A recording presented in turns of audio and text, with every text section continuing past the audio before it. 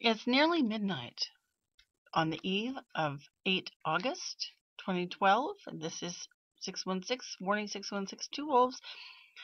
And just for those of you who care, a bit of an update. Calling this two smokes. There's a lot more than two smokes, but two big smokes filling the Wood River Valley with smoke. Two big smokes threatening precious beloved wilderness areas. And here's a question, and I would love feedback.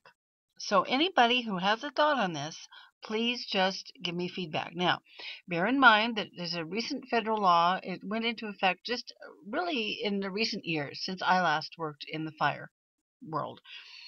And now, and I think it's really only since the Obama administration came in, there's a new law that wildland fire cannot be fought if it's lightning caused.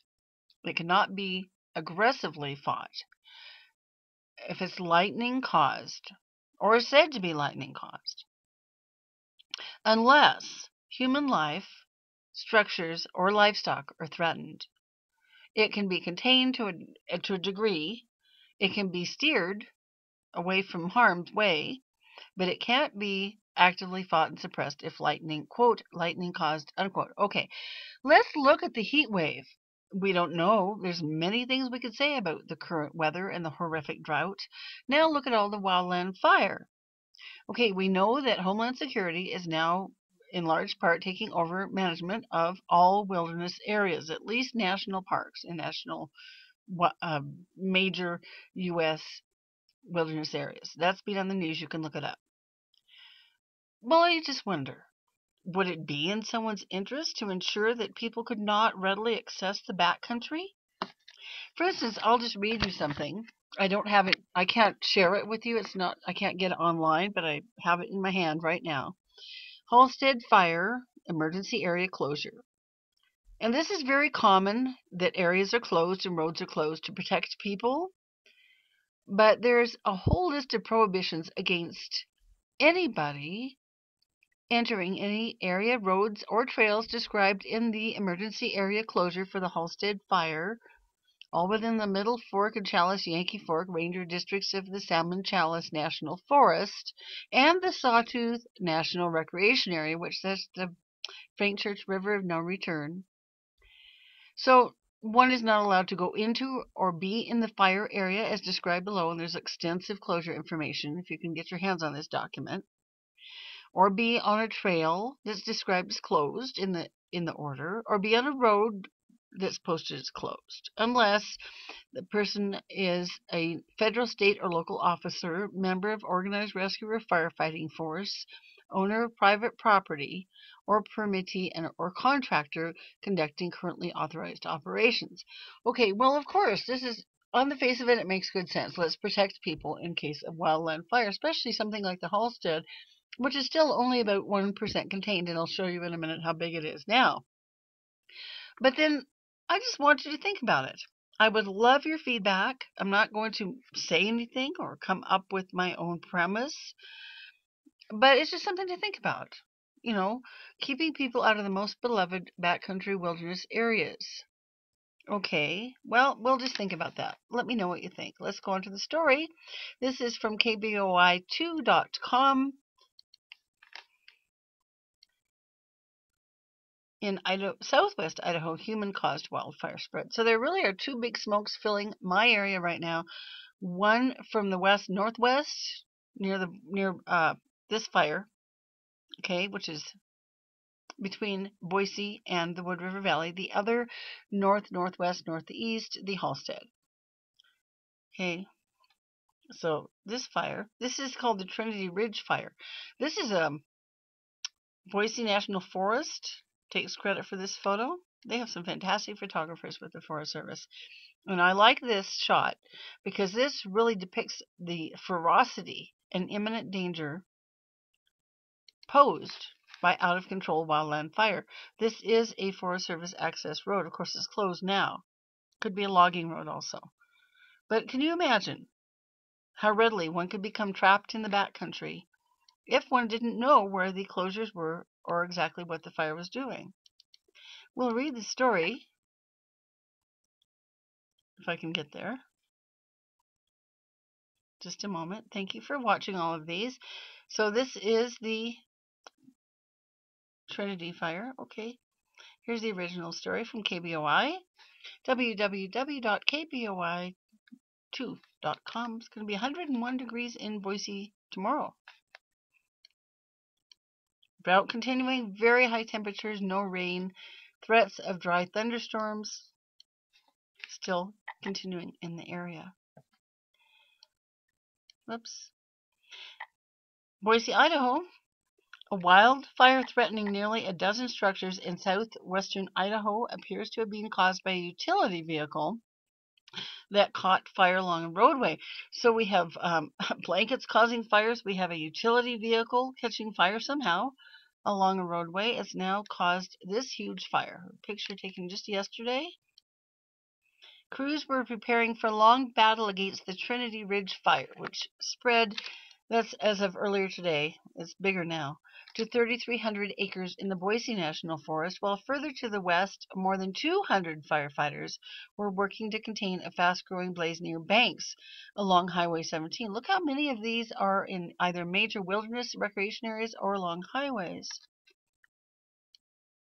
The Trinity Ridge fire started Friday, about 50 miles east of Boise.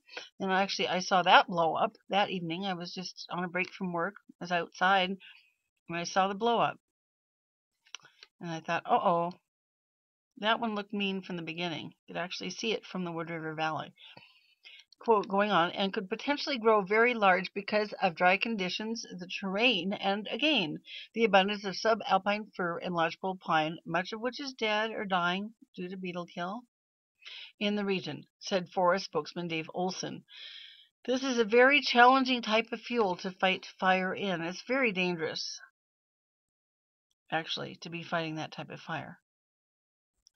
The trees are prone to torching and throwing embers, and mind you, on a high wind, that doesn't mean a few feet. That can mean more than a mile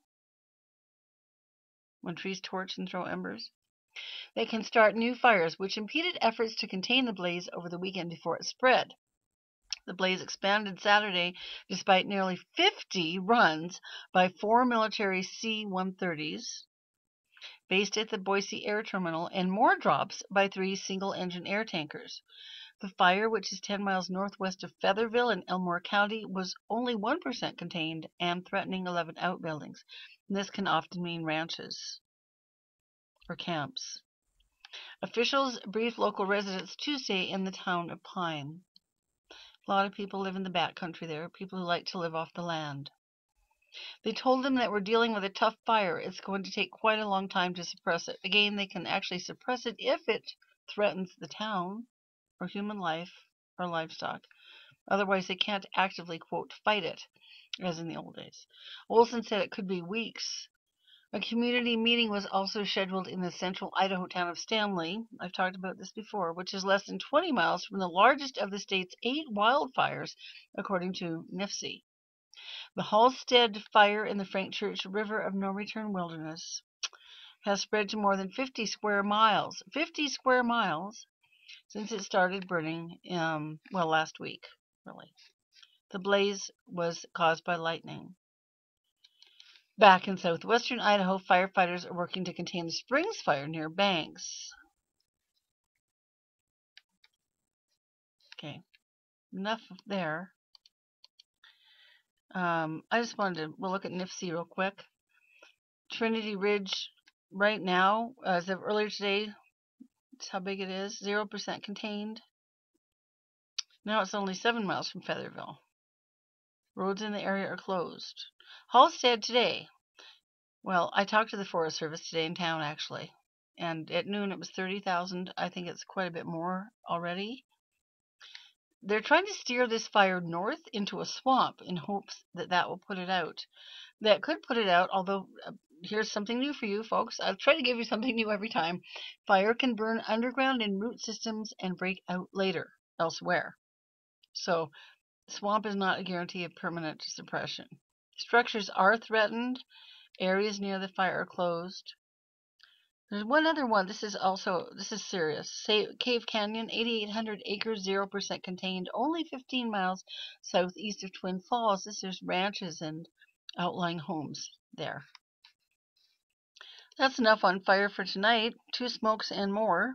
But I'll show you this. We haven't gone here before. A lot of you know about it. Fire data in Google Earth. Fire data in Google Earth. http://activefiremaps.fs.fed.us. Interestingly, I cannot get into some federal fire websites on this computer all of a sudden. Very interesting. But I could go here. Active fire mapping. This is mirrored in Google Earth. It's from the Forest Service. It's mirrored in Google Earth. And you can find a lot of information here. Current large fires, fire detection maps, interactive fire detection viewer, sat imagery. Quite interesting. And so we can go here, I hope. Let's see if, I don't know, I was there earlier. Let's see. Oh, here we go. This is what I wanted to show you. If I can go there. There we go. Oops.